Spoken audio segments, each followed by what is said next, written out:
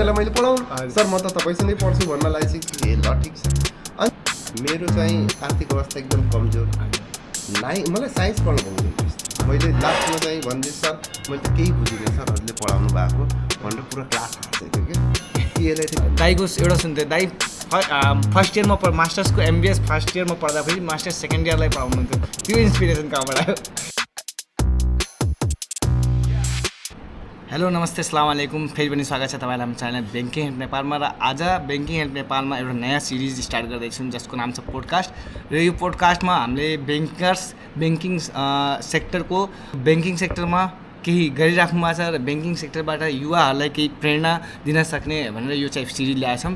So त्यो सिरिजमा पहिलो क्रम हाम्रो नेपालगञ्जको राष्ट्रिय ब्याङ्कमा असिस्टेन्ट डाइरेक्टरमा काम गर्नुहुन्छ हाम्रो राहुल दाई। उहाँ चाहिँ एकदमै मेहनती र हाम्रो प्रेरणादायक, हाम्रो बचपनको बाल्यकालको एकदमै इन्सपिरेसन पर्सन हुनुहुन्छ। उहाँलाई हाम्रो यो सिरिजमा पहिलोचोटि लिएर आएको छु र यहाँबाट नयाँ नयाँ आउँदै गर्छ। सो आजको पहिलो सिरिजमा हामी स्वागत गर्छौँ राहुल दाईलाई। जय नमस्ते, स्वागत छ तपाईँलाई।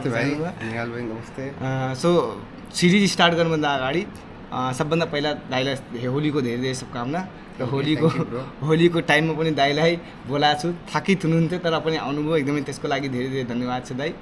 अनि दाइलाई जस्तो मेरो इन्सपिरेसन तपाईँ हुनुहुन्छ र यहीँबाट सुरुवात गर्छु र तपाईँको पनि कोही इन्सपिरेसन हुनुहुन्छ राष्ट्रिय ब्याङ्कमा आउनलाई, त्यहाँबाट हामी स्टार्ट गर्नु। हजुरको चाहिँ जर्नीको बारेमा अलिकति भनिदिनु, जसले गर्दा आउने युवाहरूलाई राष्ट्रिय ब्याङ्कमा नाम निकाल्न के कस्तो हुन्छ तिनीहरूलाई चाहिँ एउटा इन्सपिरेसन होस्। सो दाइ जर्नी स्टार्ट गरौँ त, के कस्तो कहाँबाट इन्सपिरेसन आयो राष्ट्रिय ब्याङ्कमा आउनलाई? अब मेरो जर्नीको सुरुवात चाहिँ कस्तो छ भने अब यो नेपालगञ्जवासीहरूको धेरै मान्छेहरूको कस्तो छ, तिनीहरू युजुअल्ली त्यो निम्न स्तरबाट आएका हुन्छन् धेरै जसो युवाहरू होइन। त्यो मेरो मात्रै स्टोरी होइन, यो स्टोरी लगभग नेपालगञ्जवासी अथवा नेपालकै धेरै युवाहरूको स्टोरी लगभग उस्तै छ। म पनि उस्तै नै निम्न वर्गबाट आएको मान्छे, राष्ट्र ब्याङ्क नै पुग्छु, राष्ट्र ब्याङ्कमै जागिर गर्छु भन्ने किसिमले मेरो सोच त्यस्तो केही पनि थिएन। सुरुवातमा चाहिँ पढाइ गर्दाखेरि म पढाइमा एकदम राम्रो विद्यार्थी होइन। म चाहिँ सानोमा बोर्डिङ स्कुलबाटै पढेँ होइन। सानोमा नर्सरी पढ्नु परेन, मम्मीले मलाई ABCD क ख ग घ पहिल्यै सिकाइदिनु भएको कारणले नर्सरी पढ्नै परेन। र LKG र UKG मात्रै 6 महिना मात्रै पढेँ। 6 महिना LKG पढ्दाखेरि सरहरूले होइन यसको पढाइ राम्रो छ, यसले UKG मा पनि पढाउन हुन्छ भनेर UKG पढियो। त्यसपछि यसको मतलब नर्सरी, LKG र UKG भनेको तिनटै एक वर्षभित्र भ्याइयो। र त्यसपछि चाहिँ 1, 2, 3 सम्म पढेँ र 4 क्लासमा पढ्दाखेरि 4 महिनासम्म पढेँ। 4 महिना पढिसकेपछि स्कुलको फी तिर्ने अवस्था भएन। हामी फेरि एकजना भाइ एकजना बहिनी 3 जना, अनि तिनैजनालाई अब बोर्डिङ स्कुलमा पढाउँदाखेरि अब हाम्रो आर्थिक अवस्था अलिक कमजोर भएको कारणले अब सबैलाई चाहिँ अब स्कुलमा पढाउनलाई त्यो बेला फिस थोरै भए पनि 300 रुपियाँ मात्रै फिस हुँदा पनि त्यो हाम्रो लागि धेरै ठुलो कुरा थियो। पछि 4 महिना मात्रै पढिसकेपछि मम्मीले मलाई बरु पढाइतिर रोक्दैन, बरु इन्डिया गएर पढ भनेर मलाई चाहिँ इन्डियाको बहराइच भन्ने ठाउँमा पठाउनु भयो। अनि त्यसपछि त्यहाँ गएर 5 मा एडमिसन गरेँ।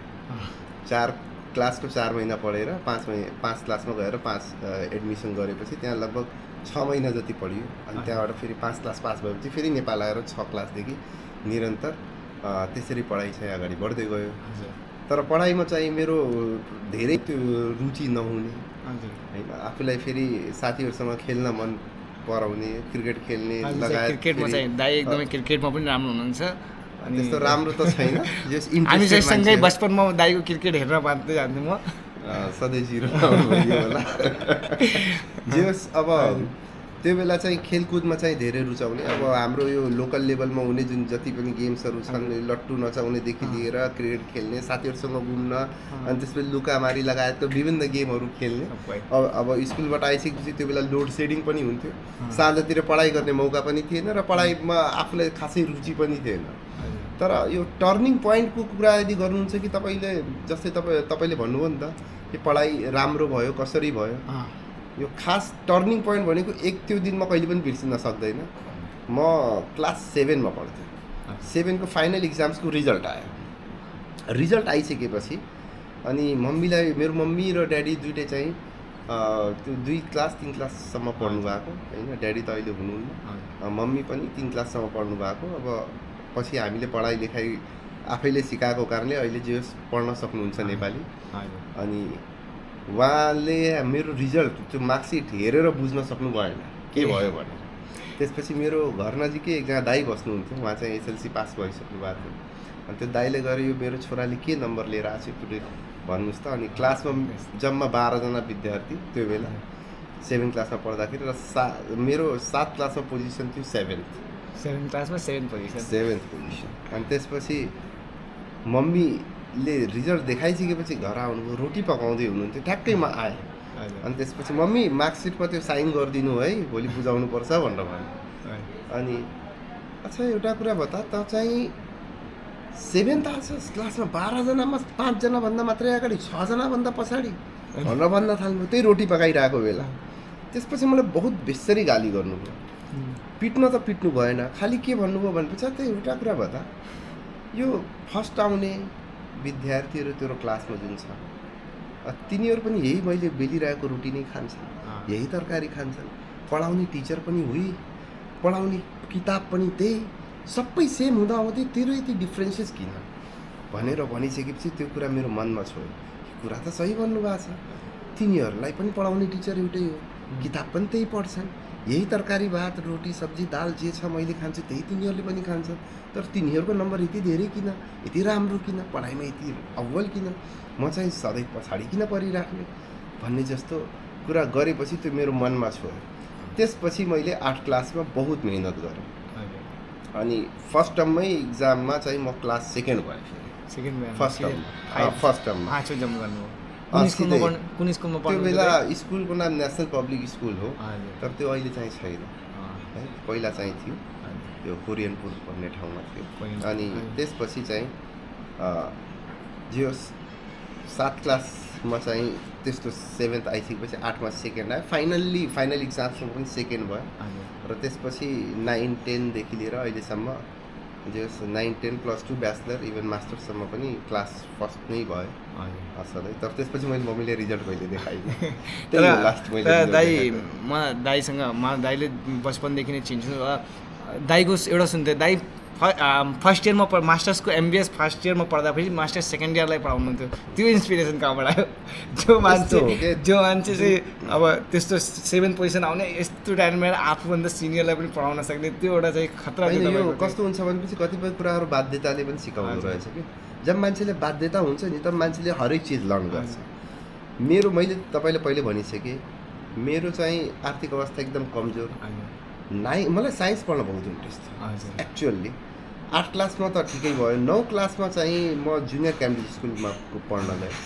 अनि जुनियर क्याम्ब्रिजमा चाहिँ 9 क्लास पढेँ। त्यो बेला 9 र 10 मिलाएर एसएलसी आउँथ्यो। मैले एसएलसी दिँदाखेरि 62 को ब्याच हो।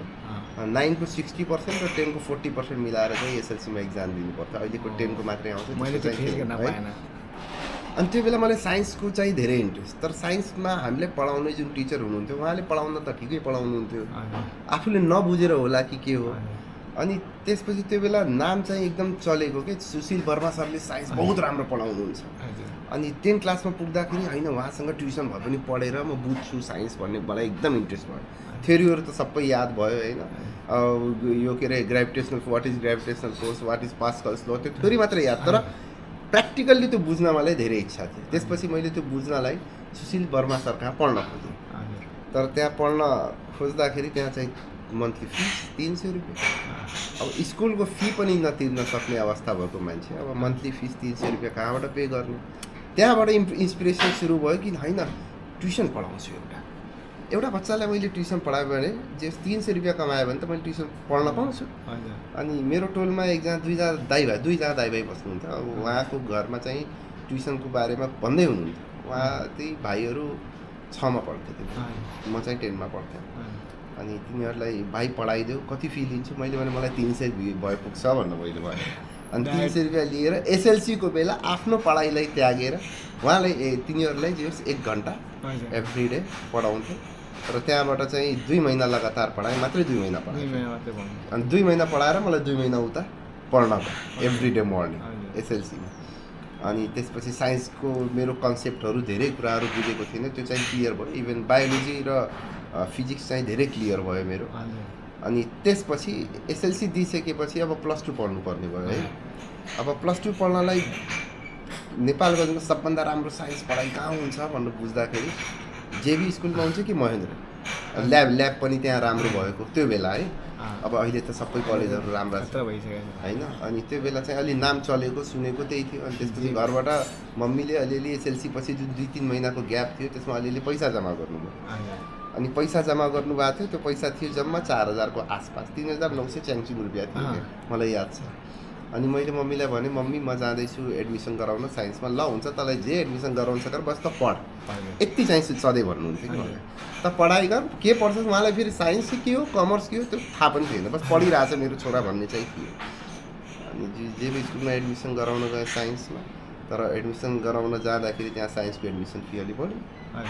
त्यो लगभग 6,500-7 हजार कति भन्यो एक्ज्याक्टली याद छैन। तर जो मैले जति बजेट लगाएको थिएँ त्यतिले पुगेन। तर कमर्समा एडमिसन गर्नलाई पुगिरहेको थियो फेरि त्यस्तो पैसाले। अनि मैले भने अब साइन्स पढ्न सकिनँ, ल बरु कमर्सै पढौँ होइन। त्यसपछि साइन्सतिर पुरै त्यागेर अब कमर्स जोइन गरेँ। घरमा आएर मैले भन्दाखेरि मम्मी सक हुनुभयो, त साइन्स पढ्न गइरहेको थिएँ, कमर्स एडमिसन। मैले भने होइन मम्मी मलाई फेरि अब कमर्सै पढ्न मन लाग्यो। तर मैले यो भनिनँ कि साइन्सको पैसा नपुगेर पढ्न नसकेको भन्ने कुरा चाहिँ भनिनँ। यहाँ एउटा क्वेसन सोध्दै, जस्तो तपाईँले अहिले राष्ट्र ब्याङ्क हुनुहुन्छ र तपाईँले भन्नुभयो म साइन्स पढ्न चाहन्थेँ, तपाईँ यदि राष्ट्र ब्याङ्कमा नआएको त्यो दिन एडमिसन तपाईँको साइन्समा भइहाल्थ्यो भने तपाईँ के भन्नुहुन्छ? एक्चुअली म डक्टर त कहिले पनि बन्न चाहन्थेन है, टु बी अनेस्ट। हजुर, म चाहिँ बरु इन्जिनियरिङ ट्राई गर्छु भन्ने चाहिँ इच्छा थियो क्या।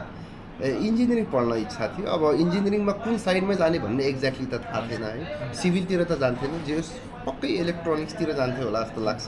इन्जिनियरिङ साइडहरू पढाउँला साइन्स पढेपछि भन्ने चाहिँ इच्छा थियो। अथवा साइन्स पढेर मैले इन्जिनियरिङ नगरे पनि +2 साइन्स गरिसकेपछि त्यसपछि मसँग बाटो चारैतिर खुल्ला हुन्थ्यो कि। तर कमर्स पढिसकेको मान्छे फेरि साइन्समा जान मिल्दैन होइन। त्यसैले चाहिँ मैले साइन्स बरु +2 भए पनि म साइन्सबाट गर्छु भन्ने सोचमा थिएँ म चाहिँ। अनि त्यसपछि +2मा फर्स्ट इयरमा जोइन गरेँ है जेबी स्कुलमा। अब जुनियर क्याम्ब्रिज भनेको एकदम कस्तो थियो भनेपछि स्कुल त राम्रो होइन, टिचर पनि ठिकै, तर त्यो कम्पिटिटिभ लेभल जुन छ नि त्यो जेबीमा धेरै हाई थियो।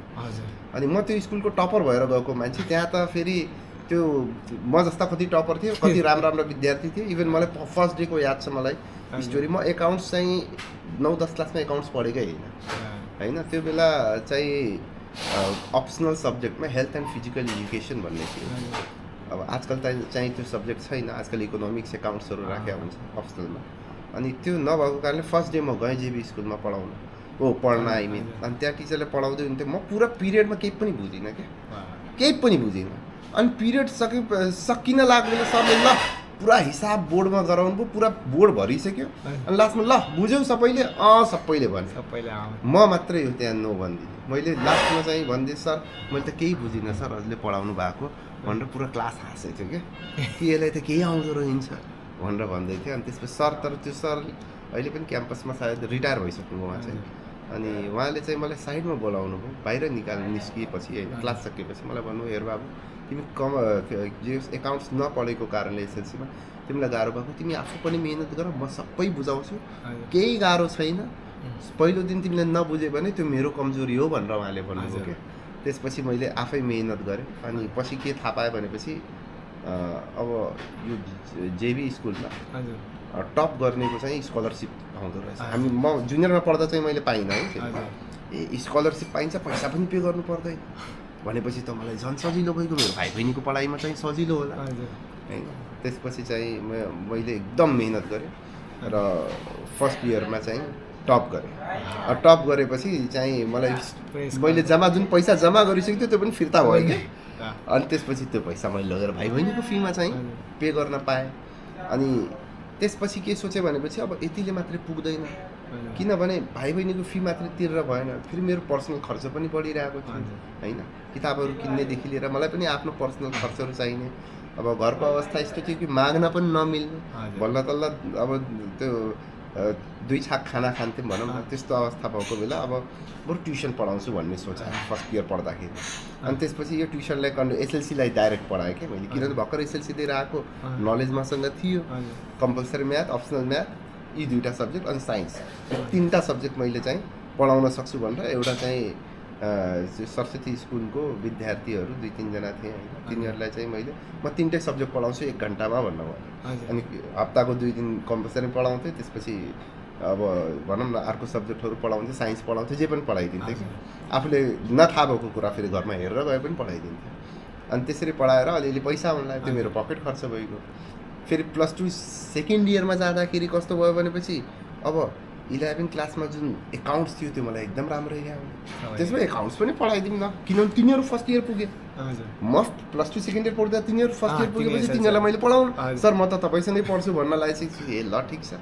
अनि त्यसपछि तिनीहरूलाई मैले सुरुमा पढाएपछि आफूलाई एक लेभलको कन्फिडेन्स आयो नि त। अनि त्यसपछि मैले चाहिँ पढाउन सुरु गरेँ बिस्तारै। एसएलसीलाई पढाएँ, एसएलसीको कम्पलसरी म्याथ, अप्सनल म्याथ र अलिअलि साइन्स पढाएँ, धेरै साइन्स चाहिँ पढाइनँ, कम्पलसरी म्याथ अप्सनल म्याथ नै पढाएँ। त्यसपछि फर्स्ट इयरलाई एकाउन्ट्स र के अरे +2 सेकेन्ड इयरको इक्जाम दिने बित्तिकै मैले +2 सेकेन्ड इयरलाई पनि बिजनेस म्याथ र एकाउन्ट्स। अब मसँग हरेक दिन 5वटा ट्युसन भइसकेको थियो, हरेक दिन एभ्री डेमा 5 क्लास लिन्थ्यो, 5वटा ट्युसन, कहीँ उसको घरमा जान्थ्यो पढाउनु, कहीँ उसको घरमा जान्थ्यो पढाउनु, होम ट्युसन। घरमा त अब चान्सै थिएन, त्यति पपुलर टिचर पनि थिएन है। फेरि उमेर पनि एसएलसी दिँदाखेरि 14 वर्ष, 14 वर्ष समथिङ महिना थियो। 14 वर्षमा हामी चाहिँ मजाले घुम्ने खेल्ने मात्रै थियो। अनि लगभग 16-16.5 वर्षमा मैले +2 इक्जाम दिइसकेँ। त्यसपछि मैले +2 सम्मलाई पनि पढाउन लागि, अनि पढाइसकेपछि त्यहाँबाट मेरो पैसा पनि राम्रो आउन लाग्यो। इभन भाइ बहिनीको फी तिरेर घरमा पनि पहिला पैसाको आवश्यकता पर्थ्यो होइन, घरमा पनि पैसा दिन्थेँ। अनि त्यति सबै गरेर पनि अलिअलि आफूसँग सेभिङ्स भइहाल्छ। घरको जेठो छोरा भएर धेरै जिम्मेदारी तपाईँसँग थियो, त्यही भएर यो चाहिँ थियो। यो कस्तो भयो भने यो मलाई मेरो सङ्गत फेरि मभन्दा जहिले पनि आफूभन्दा एजेड मान्छेहरूसँग थियो। उहाँहरू धेरै नपढ्लेको भए तापनि उहाँहरूले चाहिँ जहिले पनि मलाई राइट डिरेक्सन देखाउनु कि भाइ यदि मात्रै राम्रो भइदिस् भने तेरो अरू सबै भाइ बहिनीहरू तिनीहरू सबै राम्रो आफै भइहाल्छ, तैँले धेरै गर्नु पर्दैन, तैँले भनेको त्यो एउटा रोड म्याप क्रिएट गरिदिन्छस् भनेर भनेपछि। अनि त्यसपछि मैले आफूलाई पहिला भाइलाई गाली गर्नुभन्दा भाइले त क्लासमा फर्स्ट आइज कसरी भन्ने आफू नआउँछ, तेरो पढाइ राम्रो छैन यताउता गाली गर्दाखेरि भोलिका दिनमा होइन तपाईँकै कौन राम्रो छ भनिदियो भने अनि के गर्ने होइन। अनि त्यो कारणले चाहिँ मैले आफ्नो पढाइ पहिला सुधारेँ। त्यसपछि भाइलाई पनि मैले धेरै पढाएँ, घरमै पढाउँथेँ उसलाई, उसको पनि पढाइ त्यति राम्रो थिएन, पछि राम्रो भएको उसको। तपाईँ जस्तै इन्सपिरेसन उसले पनि लियो, दाइले गर्न सक्नुहुन्छ नि, मैले किन गर्न सक्ने। यो कस्तो हुन्छ भनेपछि केटा मान्छेलाई सानैदेखि एउटा प्रेसर हुन्छ कि जुनसुकै केटा मान्छेले कि मलाई भोलिका दिनमा यो घरको सबै जिम्मेवारी सबै बोझ मैले लिनु छ भन्ने कुरा त्यो जेठोलाई पहिल्यै भास भइहाल्छ, आभास आउँछ होइन। अब त्यसपछि माइलो काइलोलाई पनि यो चाहिँ फिल हुन्छ होइन बिस्तारै, यो जिम्मेवारी चाहिँ बढ्दै जान्छ, त्यही किसिमले चाहिँ मेहनत गर्दै जानुपर्छ भन्ने चाहिँ सिकिहाल्छ तिनीहरूले। अनि त्यस्तै हो। त्यसपछि ब्याचलर पढ्दाखेरि +2 सम्म पढाएँ, ब्याचलर सेकेन्ड इयर पढ्दाखेरि फर्स्ट इयरसम्म पढाएँ। त्यसपछि त बिस्तारै स्टुडेन्टहरू बढ्न लागिसकेपछि मैले आफ्नो घरको अगाडिको कोठा तिमी चाहिँ पढेछौ त्यही। म पनि तपाईँको एउटा स्टुडेन्ट हो, तपाईँको नाम यति भइसकेको थियो, राहुल दाइकोमा पढाएपछि पास पनि स्योर। अनि 12 क्लासमा म चाहिँ आएको थिएँ हजुरसँग पढ्न, अनि तपाईँले पढाएको यस्तो इजिली पढाउनु, लाइक एउटा त टिचरले पढाउँदा म एज अ नेपालगञ्जको भाषा हामीहरूको अवधी भाषा मिक्स हुन्थ्यो, त म बुझ्थेन, तपाईँले त्यही अवधी भाषामै बुझाइदिन्थ्यो, यस्तो राम्रोसँग बुझिन्थ्यो। अनि यति पपुलर हुनुहुन्थ्यो दाइ, तपाईँको लागि स्लट बुक गर्नु पर्थ्यो, दाइ आउनुहुन्छ तपाईँसँग पढ्नको लागि 2 महिना अगाडि भनेको थिएँ मैले एपोइन्टमेन्ट, त्यस्तो थियो सिचुएसन। म त्यही त्यो सानो कोठा थियो, बाइक पार्किङ गर्ने टाइपको यति मात्रै ठाउँ थियो कि, अब त्यही व्हाइट बोर्ड राखेर।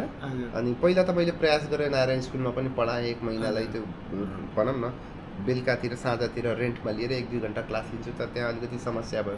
जुनियर क्याम्ब्रिजमा पनि मैले केही दिन लगेर पढाएँ विद्यार्थीहरूलाई, त्यहाँ पनि अब अलिकति त्यो साँझतिर कसले म्यानेज गर्ने के गर्ने भन्ने इस्युजहरू भएको कारणले त्यहाँ पनि पढाइनँ। लास्टमा अब अन्त कतै जान्दिनँ, म बरु म आफ्नै घरमा कोठामा पढाउँछु।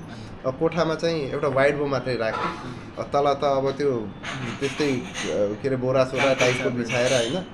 अनि सबै विद्यार्थीहरू त्यहीँ भुइँमै बसेर पढायो तिमीहरू है। अनि त्यसरी त्यहाँ पढाउँदाखेरि विद्यार्थीहरू जो 10 जना पनि मुस्किलले अट्ने ठाउँमा चाहिँ 15 जना 18 जना 20 जना कोचाकोच भएर पनि पढे हैन।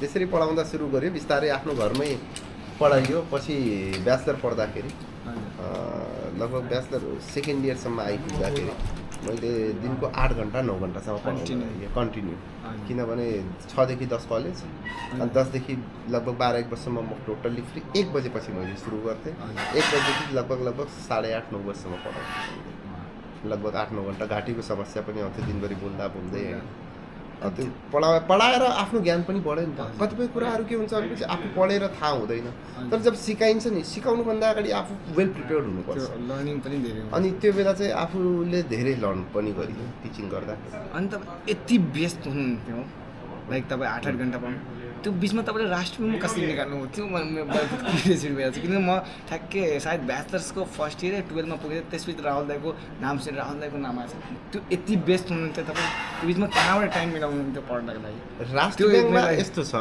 राष्ट्र ब्याङ्कमा जागिर गर्ने भन्ने चाहिँ मेरो एक्चुअल्ली सोचै थिएन कतै पनि मेरो सोच भनेको के थियो भनेपछि अब यो टिचिङलाई नै प्रोफेसन बनाउँछु टिचिङ प्रोफेसनमा इन्कम पनि राम्रै हुन्थ्यो मेरो होइन त्यो बेला र त्यसपछि इन्कम मात्रै नभएर मार्केटमा रेस्पेक्ट पनि होइन 10जनाले चिन्ने होइन भाइ बहिनीहरूले चाहिँ अब राम्ररी रेस्पेक्ट गर्ने अब त्यो पनि थियो प्लस धेरै मेहनत पनि गर्नु पर्दैन मतलब आई मिन कम्पिटिसन फाइट गर्नु परेन अब ट्युसन इन्स्टिट्युट एउटा खोलाउँला भन्ने सोचमा थिएँ क्या अनि त्यो त अब लास्टमा सोचेको हो त्योभन्दा अगाडि सिए पढाउँला भन्ने पनि सोचेको थिएँ तर सिए पढ्नलाई फेरि बाहिर जानुपर्ने बाहिर जाने अवस्था मेरो थिएन क्या अनि जे होस् अल्टिमेटली के भयो भने सिए पढाउँ भन्ने चाहिँ सोच आएको थियो सिए पढिएन पढ्न सकिएन एमबिए गरौँला भन्ने सोच भयो कि बिबिएस गरेपछि अनि मैले ब्याचलरभरि मैले ट्युसन यति धेरै पढाएँ कि जुन बेला मेरा साथीहरूसँग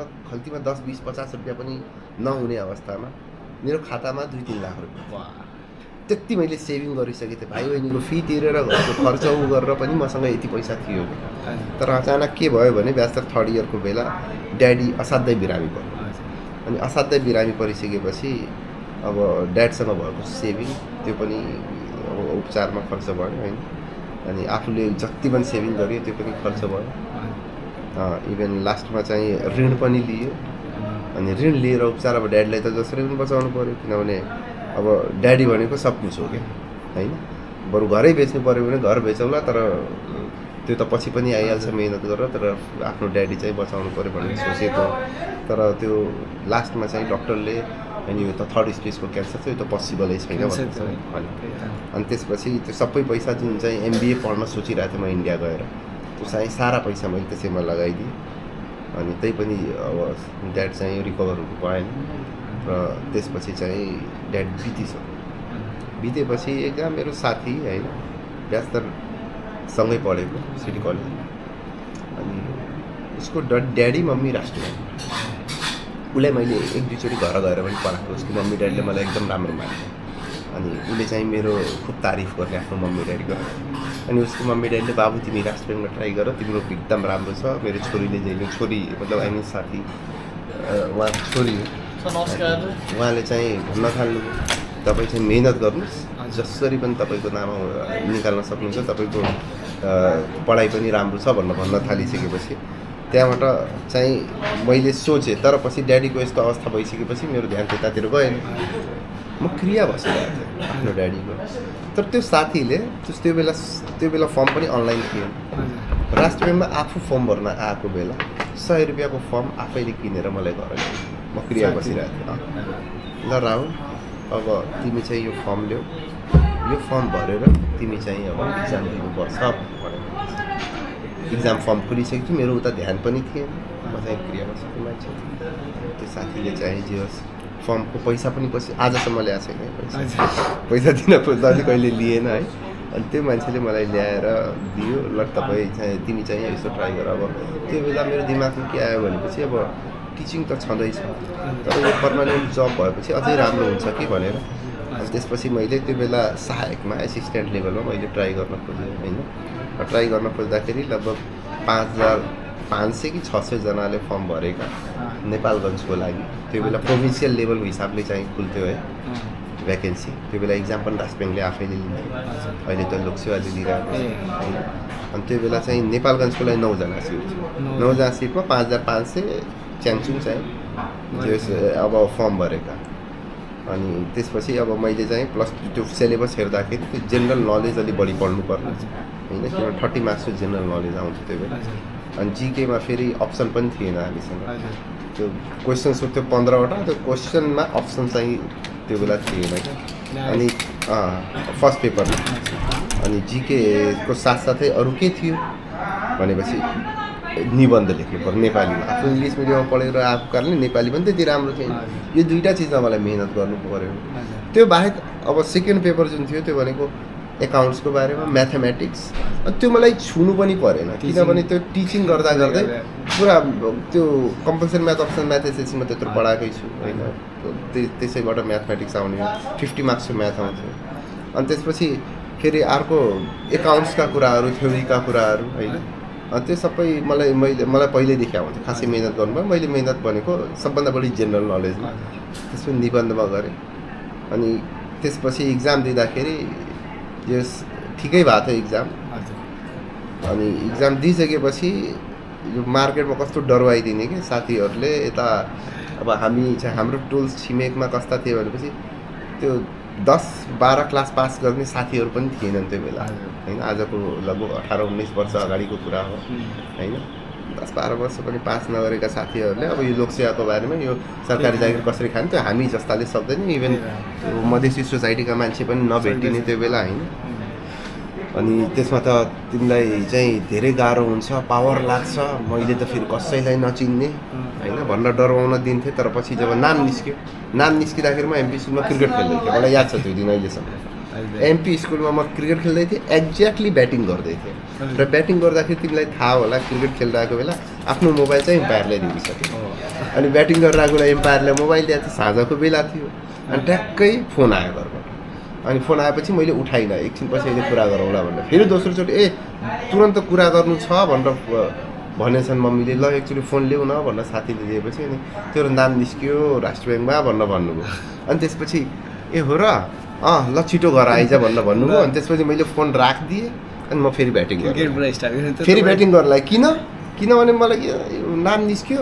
तर मेरो माइन्डमा कन्सेप्ट के बनाइदियो भनेपछि नाम निस्के पनि अब तै पनि इन्टरभ्यूमा चाहिँ हुँदैन किनभने सोर्स पावरहरू चाहिन्छ। इभन कोहीले त अब अलग से पैसा दिनुपर्छ भन्ने किसिमले पनि कुरा गरे है। अब त्यसको बारेमा मलाई थाहा थिएन। पछि घर आइसकेपछि के थाहा भयो भनेपछि त्यो मेरो नाम चाहिँ त्यो मात्रै जस्तै मैले त 3-4तिरबाट भरेको थिएँ नि त। खुल्लाबाट पनि, मधेसीबाट पनि, दलितबाट पनि। अनि मेरो खुल्लामा पनि नाम निस्क्यो, मधेसीमा पनि निस्क्यो, दलितमा पनि निस्क्यो। अनि तिनटैमा निस्किसकेपछि बल्ल चाहिँ अलिकति ढुक्क भयो कि अब सायद चान्सेस छ होइन, निस्किन सक्ला भन्ने चाहिँ अलिकति चाहिँ भित्रबाट चाहिँ मोटिभेसन आयो। अनि पछि इन्टरभ्यू दिएँ। इन्टरभ्यू पनि ठिकै भयो। कसैलाई पावर लाउनु पऱ्यो। म कसैलाई चिन्थेन। म फर्म भर्दाखेरि जब उसले दियो फर्म बुझाउन आउँदाखेरि पहिलोचोटि राष्ट्रपति छिरेको मान्छे हो होइन। इभन ड्याडीको उपचार गराउँदा यत्रो आइसी चाहिन्थ्यो। आइसी सब बाहिरबाट लाग्थ्यो। राष्ट्रपति कहिले पनि नछिरेको मान्छे म। अनि पछि फर्म भर्दाखेरि छिरेँ र इन्टरभ्यू दिँदाखेरि छिरेँ। अनि त्यसपछि रिटर्न राम्रो भएको कारणले इन्टरभ्यू पनि ठिकै भएको थियो। त्यति भएपछि नाम पनि जो 1 नम्बरमा सिफारिस भयो त्यो बेला 2070 सालमा साउन 29 गते चाहिँ राष्ट्र ब्याङ्कमा नियुक्ति दियो। तपाईँ गएपछि बल्ल हामीहरू पनि राष्ट्र ब्याङ्कमा पहिलोचोटि छिर्यौँ भारूक लिनको लागि। राहुल दाई हुनुहुन्छ भने त्यो एउटा छुट्टै चाहिँ भएको। हाम्रो दाई हुनुहुन्छ जाम्ना नयाँ नोट दिँदा त्यो पहिलोचोटि हामी पनि राष्ट्र ब्याङ्कलाई पहिलोचोटि हेर्थ्यौँ, बाहिरबाट हेर्थ्यौँ राष्ट्र ब्याङ्क कस्तो होला। तर तपाईँ गएपछि बल्ल चाहिँ हाम्रो पनि एउटा आयो। सबैजना नेपालगञ्जको धेरैजना चाहिँ नेपालगञ्ज राष्ट्र ब्याङ्कमा छिर्ने भने तपाईँकैबाट हो। तपाईँ गएपछि बल्ल चाहिँ जानुभयो। त्यस्तो पनि छैन होला होइन। तर कस्तो छ भनेपछि मैले त्यो बेला नाम निकाल्दाखेरि होइन 9 जनाको सिटमा चाहिँ 2 जना मात्रै नेपालगञ्जका थिए। बाँकी सबै परका, कोही दोलखाका, कोही काभ्रेका होइन।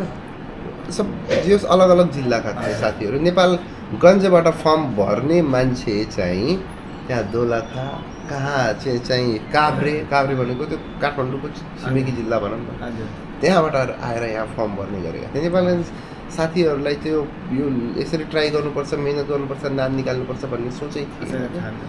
अनि हाम्रो सोचाइ पनि के थियो भनेपछि फ्यामिलीको सोचाइ घरमा अब 10 पढ्यो, अब ठिक छ, अब केही न केही गर्ने, अब घर सम्हाल्ने, अब धेरै पढाइ गर्नु हुँदैन भन्ने चाहिँ पहिलाको सोच थियो। त्यो कारणले पनि हाम्रो वरिपरि दाइहरू त्यस्तै हुनुहुन्थ्यो, कोही विदेश कता दुबई अहिले पनि छ। त्यो त अहिले पनि छ, धेरै ट्रेन्ड थियो त्यो। तर त्यो बेला के थियो भनेपछि आफूलाई मोटिभेट गर्ने मान्छे थियो।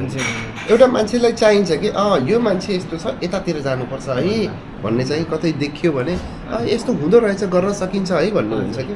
अब त्यो कतै पनि कहीँ दायाँ बायाँ देख्दाखेरि कहीँ पनि थिएन।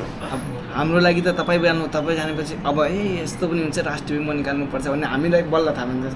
तपाईँको अगाडि त कोही पनि थिएन। त्यो बेला चाहिँ राष्ट्र ब्याङ्कमा मैले इक्जाम दिँदाखेरि मैले चाहिँ एकजना पनि सरकारी जागिरलाई चाहिँ एकजना पनि सरकारी जागिर कोही मेरो साथी दाइ यताउता राष्ट्र ब्याङ्कमा काम गरेँ म एकजनालाई पनि चिनेको थिएन मैले। तर जे मेहनत गरियो अल्टिमेटली भगवान्को कृपा मेहनत होइन, मेरो मम्मीको मेरो ड्याडीको मेरो फ्यामिलीको परिश्रम, अब मेरो आफन्तहरूको चाहिँ शुभेच्छा, त्यो मेहनतले मात्रै पुग्दैन कि उनीहरूको शुभेच्छाले गर्दा भगवान्को कृपा आशीर्वादले गर्दा चाहिँ जे भयो एक ठाउँमा सेटल भइयो। 21 वर्षको उमेरमा चाहिँ राष्ट्रियमा छिर्यो। 21 उमेरसम्म हामी त ब्याचलरमै पढ्दै थियौँ। अनि दाइ जस्तो अहिलेको र पहिलाको जस्तो अब आउने जुन पहिला त धेरै इजी भएको छ नि त। पहिला त हामी लाइनमा लाग्नु पर्थ्यो जस्तो भन्नुभयो तपाईँको त्यो क्लियर हुन्छ। पहिलाको र अहिलेको राष्ट्रियमा जागिर गर्नेहरूको के कस्तो लाइक डिफ्रेन्स छ, प्रब्लम के कस्तो छ, स्ट्रगल के छ, कतिको त्यो डिफ्रेन्स छ तपाईँले देख्नुभयो? तपाईँ 18 वर्षदेखि सायद राष्ट्रिय ब्याङ्कमा हुनुहुन्छ, 18 वर्षभन्दा माथि। मतलब मेरो जागिर गरेको त मैले लगभग 11.5 वर्ष। 11.5 वर्ष डिफ्रेन्स एक डिकेड नै, एक दशक नै भइसकेको छ। एक दशकमा कतिको चेन्जेस आज के कस्तो भएको छ। अब कतिजना नेपालगञ्जमा चाहिँ नाम निकाल्छन्, नेपालगञ्जबाट कतिको आइरहेछ अझै त्यो त्यस्तो कतिजना हाम्रो मधेसी कोटाबाट आउँछन्, त्यो एउटा कतिको चाहिँ डिफ्रेन्स तपाईँले देखिराख्नुहुन्छ? अब पहिलाको अवस्था फरक थियो। पहिलाको अवस्था के थियो भनेपछि फर्म भर्ने 5500 जनामा चाहिँ अब त्यो इक्जाम दिने चाहिँ त्यसको 30-40% हुन्थ्यो होइन। तर त्यो बेला चाहिँ हामीसँग इन्टरनेटको एभाइलेबिलिटी थिएन, यति इजी एक्सेस थिएन कि आफूले नजानेको कुनै चिज बुझेको छैन भनेपछि त्यो चाहिँ कसैले एक त कोही साथी भाइ दाइ कोही पनि हुनुहुन्थेन कि ल यो चिजमा अलि अनक्लियर गएर सोधिहाल्यो, त्यो पनि अवस्था थिएन। फेरि त्यो बेला चाहिँ मेरो घरमा वाइफाई पनि जडान भएको थिएन, डेटा चाहिँ एकदम महँगो, मोबाइल चाहिँ मसँग किप्याडवाला थियो। अनि कुनै चिज नबुझेको अवस्थामा युट्युब भनौँ न त्यो हेरेर भिडियो हेरेर पनि बुझ्न सक्ने अवस्था चाहिँ त्यो बेला थिएन, आफै पढियो। तर अहिलेको अवस्था अलिकति फरक छ। मैले पछि चाहिँ 2074 सालमा अफिसर पनि ट्राई गरेँ, मास्टर्स कम्प्लिट गरेँ, एमए गरेँ, मैले एमबिएस गरेँ, एमबिएस गरेँ मैले फाइनेन्समा।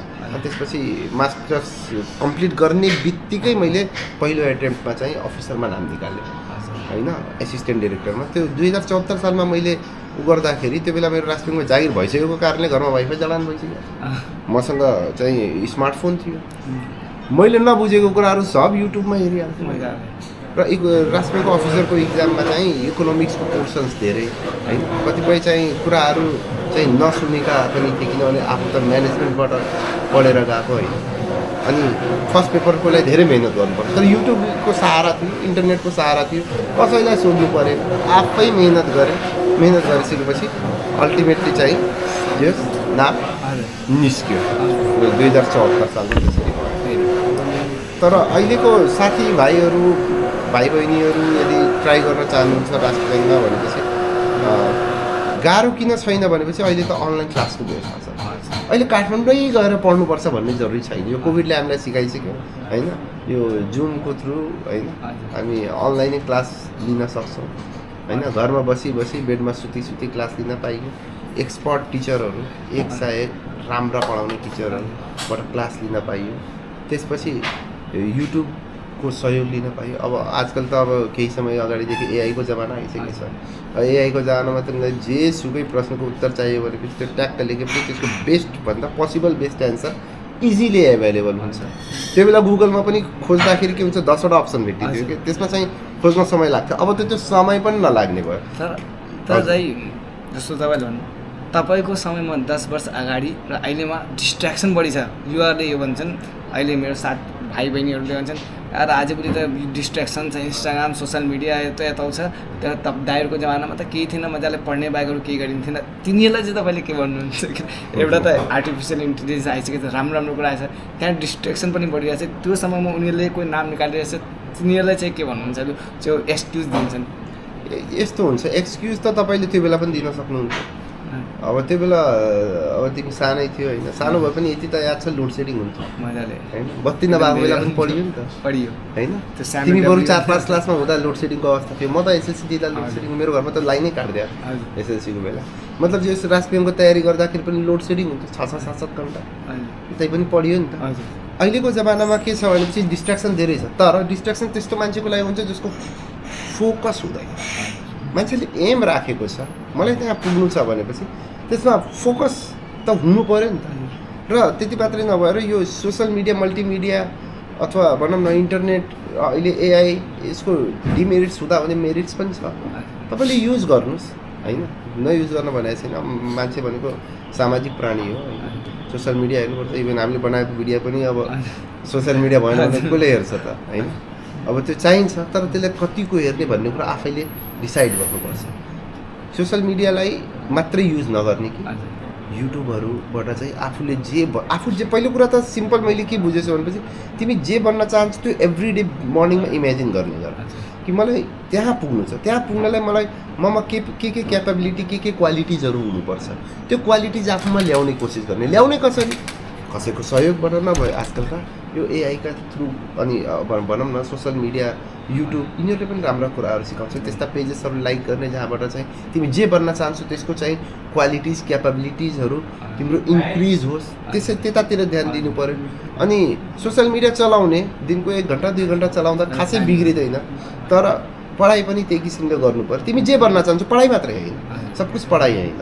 पढाइ मात्रै होइन कि तिमी जे बन्न चाहन्छौ, तिमी स्पोर्ट्सम्यान बन्न चाहन्छौ कि होइन, तिमी जुनसुकै सेक्टरमा जान चाहन्छौ त्यो सेक्टरमा जानको लागि तिमीमा बेसिक के क्यापेबिलिटिज हुनुपर्छ। आँखा चिम्लेपछि तिमी आफै सोध्छौ कि होइन ममा यो गुण कम्तीमा हुनैपर्छ, नत्र त म त्यहाँ पुग्दैन हो। त्यो गुण ल्याउने हो कि यो अहिलेको इन्टरनेटहरू युज गरेर। अनि कसरी स्टार्ट भइन्छ त?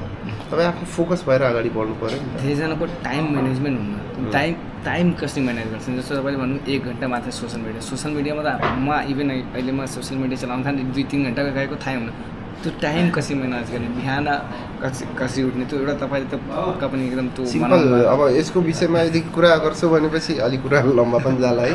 मेरो बुझाइ के छ भने यो सोसल मिडियाको सिम्पल मैले के बुझ्छु यो सर्ट भिडियोजहरूले चाहिँ टाइम गएको थाहै हुँदैन। बरु युट्युब हेर्दाखेरि लङ भिडियोज हेर्दाखेरि ल 30 मिनट हेरियो भन्ने हुन्छ कि यो आजकल यो टिकटक अनि त्यसपछि सर्ट भिडियोज स्टोरिजहरू होइन, त्यो हेर्दाखेरि त समय गएको थाहै हुँदैन। कति समय गयो भनेर एभ्री डे के गर्नु पऱ्यो भनेपछि जुन चिज तिमीले लर्न गर्न खोजिरहेछौ त्यसको लागि मर्निङ बिहान सुतेपछि, राति सुत्ने बेला सबैले कमिटमेन्ट गर्छन् कि बिहान रनिङ गर्न जान्छु, बिहान कोही उठ्दैन। बिहान उठेपछि होइन मेरो त फोकस त्यो हो भन्ने कुरा हरेक दिन सोच्नुपर्छ। त्यसपछि जहिले पनि पढाइ गर्दाखेरि मोबाइल अलवेज साइलेन्ट मोडमा, त्यो पनि उल्टो राख्ने कि त्यसको स्क्रिन साइड अगाडि नहोस्, नत्र त त्यहाँ पपअप हुने बित्तिकै मान्छेको आँखा गइहाल्छ। त्यसरी पढाइ गर्ने। पढाइ गर्दाखेरि यो जस्तै हाम्रो के अरे पढ्दाखेरि 45-50 मिनटको हुन्थ्यो नि त क्लास एउटा, त्यो भनेको स्ट्यान्डर्ड टाइम हो क्या। त्योभन्दा बढी मान्छेले कन्टिन्युसली कन्सन्ट्रेट गर्नै सक्दैन। त्यसैले 45-50 मिनट पढ्ने, त्यसपछि 5-10 मिनटको ब्रेक लिने होइन। दिनको 6 घन्टा पढे पनि पुग्छ क्या। 6 घन्टाभन्दा बढी मेरो विचारमा त दिनको 8 घन्टाभन्दा बढी पढ्नु नै हुँदैन।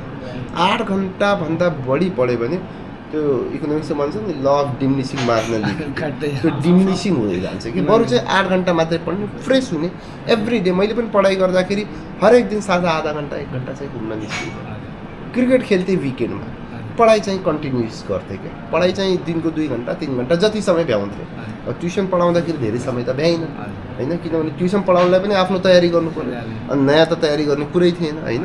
तर के छ भनेपछि एभ्री डे चाहिँ 2 घन्टा 4 घन्टा समय दिइराख्नुपर्छ।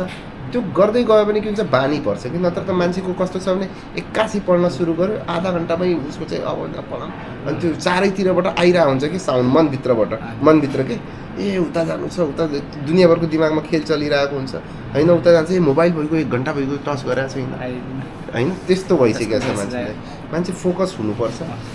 यदि उसको एम छ कतै पुग्ने भनेपछि कुनै पनि चिजले डिस्ट्र्याक्ट गर्न सक्दैन, कुनै पनि चिजले। तर यदि उसको चाहिँ ऊ डिस्ट्र्याक्ट भइरहेछ भने यसको मतलब उसको फोकसमा कमी छ, न कि आजकलको यो जे सोसल मिडिया अथवा त्यसमा कमी भएको होइन। मेरो विचार त्यस्तो छ। मेरो त्यस्तै छ, फोकस चाहिँ हुँदैन। ठिक छ भाइ, आजको यो श्रृङ्खलालाई यहीँ इन गर्छु र हजुरले एउटा सानो युवाहरूलाई एउटा टिप्स फेरि दिइहाल्नु होला र आजको यो फर्स्ट ब्लगलाई एकदमै राम्रो भएको छ जस्तो लाग्छ। दाइको धेरै कुरा मैले त्यो जर्नीलाई मैले पनि धेरै सुनेको थिएन, आज त्यो पनि सुन्न मौका पाएँ। बहुत बहुत धन्यवाद दाइ, तपाईँले टाइम दिनुभयो त्यसको लागि। र आशा छ तपाईँले के क्वेसनहरू छ भने त्यो पनि सोध्नु होला। नेक्स्ट टाइम के थाहा फेरि दाइसँग एउटा बस्ने मौका हुन्छ, दाइ अझै ठुलो पोस्टमा हाल्नुहुन्छ, त्यसपछि फेरि एउटा मौका हुन्छ। सो यो भिडियोलाई यही गर्दै फेरि पनि भेटाउँला नेक्स्ट भिडियोमा। अलिकति टिप्स चाहिँ अझै आउने युवाहरूलाई मैले के भन्न चाहन्छु भने कहिलेकाहीँ मेरो पर्सनल टिप हो है फेरि। हजुर दाइ। कसैले यो मन नपर्न सक्छ, बन्न सक्छ।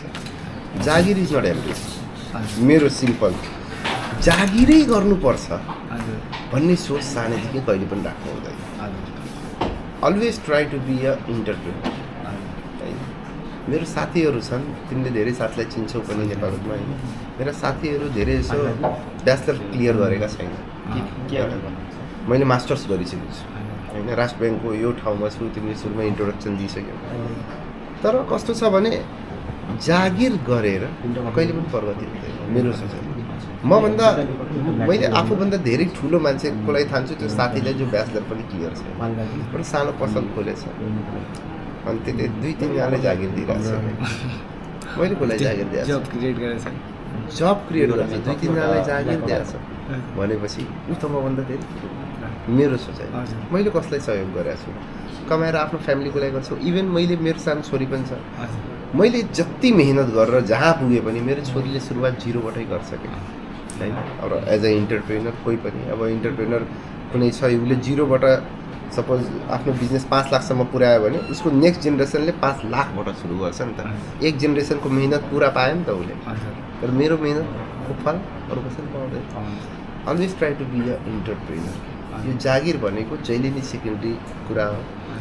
वर्ल्डका 99% भन्दा बढी वेल्थ भनेको इन्टरप्रेनरहरूसँग छ, जागिरेसँग छैन। वर्ल्डको टप 1000 धनीमा एकजना पनि जागिरै पर्दैन। असली जागिर भनेको सब कुछ जागिर जाने जहिले पनि त्यो लास्ट प्रायोरिटीमा राख्नुपर्छ। जहिले पनि के छ भनेपछि केही नवीनतम सोच राखेर जता पनि जान सकिन्छ कि सोच मात्रै नवीनतम हुनु पर्यो, काम पुरानै हुनसक्छ। एग्रिकल्चरमा लाए पनि हुन्छ, एग्रिकल्चरमा पनि नवीनतम सोच लिएर अगाडि बढ्न सकिन्छ होइन। कुनै इन्डस्ट्री खोल्न सकिन्छ। अहिले त ऋण पनि ब्याङ्कमा इजिली एभाइलेबल हुन्छ। तिमीसँग सिप छ, राम्रो बिजनेस प्लान छ भने स्टार्टअपको लागि केही रकम त ब्याङ्कले चाहिँ ऋण एभाइलेबल गराउँछ। तिमीसँग क्यापेबिलिटी छ भने त्यसरी अगाडि बढ। पैसै हुनुपर्छ भन्ने छैन, तर सुरुदेखि नै जागिर गर्नुपर्छ भन्ने सोच चाहिँ राख्नु हुँदैन। त्यति मैले भन्न चाहे टिप्स दिएँ है। तिम्रो कोही क्वेसन म दाइले हुन चाहन्छु दाइसित, किनभने अब मेरो पोइन्ट आएको छ। यो हामी रेकर्ड चाहिँ गरौँ तर पछिको लागि हुन्छ। नै रेकर्ड हुन्छ दाइले कि दाइले पहिलो कुरा भन्नु, मेरो बहुजना साथीहरू छन् त्यो सरकारी नोकरीको पछाडि मरिरहेको छ। अनि म उहाँहरूलाई एकदम सम्झाइ परेसान कि यो सब नगर, इन्टरप्रेन्योरसिपमा पनि लाग, अनि कुनै अप्सन हेर के छ। यो त हामीसँग छँदैछ, किनभने गभर्मेन्ट जबको लाइफहरू लिमिटेड हुन्छ। र आज हजुर यहाँ बसेर फेरि त्यही भनिरहनु छ इन्टरप्रेन्योरसिपमा लाग्नुपर्छ अनि गभर्मेन्ट जबमा यस्तो छ। त्यो मलाई सुनेर धेरै खुसी लाग्यो। हजुरले धेरै मोटिभेट गर्न सक्नुहुन्छ, किनभने म गभर्मेन्ट जबमा छैन। अनि मैले यही कुरा भन्न खोजेँ भने मलाई मान्छेले नराम्रो बुझ्छ कि अरे आफूले केही गर्न सकेको छैन, अरूलाई गाड्ने दिन्छ। तर हजुर त्यो पोस्टमा पुग्नुभएको डाइरेक्टरसम्म। शाहरुख खानले भन्छ नि त, don't become a philosopher until you become success. अनि त्यो हुन्छ नि, त्यो के छ भनेपछि कुरा तपाईँले पनि सही भन्नुहुन्छ, तर मान्छेले के छ भनेपछि त्यो अनसक्सेसफुल मान्छेको कुरै सुन्न चाहन्न। जति पनि लाइफको लेसन छ नि, त्यो सक्सेसफुल मान्छेबाट कहिले पनि सिकिँदैन। त्यो मेरो सोचाइ हो। सक्सेसफुल मान्छेले सक्सेस कसरी हुने बाटो मात्रै भन्न सक्छ क्या। तर अनसक्सेसफुल मान्छेको सङ्गत गरियो भने जीवनमा के सिकिन्छ भने यस्तो गर्नु हुँदैन है, यस्तो गरे पनि अनसक्सेसफुल भइन्छ। के गर्नु हुँदैन भन्ने कुरा अनसक्सेसफुल मान्छेले यही पोइन्टहरू त छ। अनि मैले केटालाई बुझाउन सम्झाउन खोज्थेँ, अनि उनीहरूले कोरेन सुन्दैन कि अरे हेर कस्तो राम्रो जागिर छ। त मैले एउटै कुरा भन्थेँ, हेर गभर्मेन्ट जब गर्छस् भने नेपालको एउटा यो लाइफ टाइम एचिभमेन्ट नै हो। जति पनि गभर्मेन्ट अफिसरहरू छन् सबभन्दा ठुलो पोस्ट सिडिओ नै मानौँ, उहाँको अचिभमेन्ट के हो रिटायरमेन्टको एउटा घर, त्यो बाहेक उहाँसँग केही छैन। रिटायरमेन्टमा एउटा घर 2-3 तल्ले बनाउन सक्छन्, राम्रो बस्ने खाले। त्योमा पनि अब बुढो भइसकेको छ त्यो घर इन्जोय गर्न सक्दैन। छोराछोरी विदेश पुगिसकेको छ, बुढो भएर त्यो घरलाई के गर्ने त। एउटै घर त भयो रिटायरमेन्टपछि। झन् बिजनेस गरेको भए हजुरले अघि भन्नुभयो पोइन्ट कि मैले यो निहाललाई जहिले पनि भन्थेँ कि बिजनेस भनेको के हो, तिमी आज 10वटा काम गरेर जाऊ, तिम्रो छोरा आउँछ भने त्यो 10वां पोजिसनबाट सुरु गर्छ, न कि पहिलोदेखि 0बाट।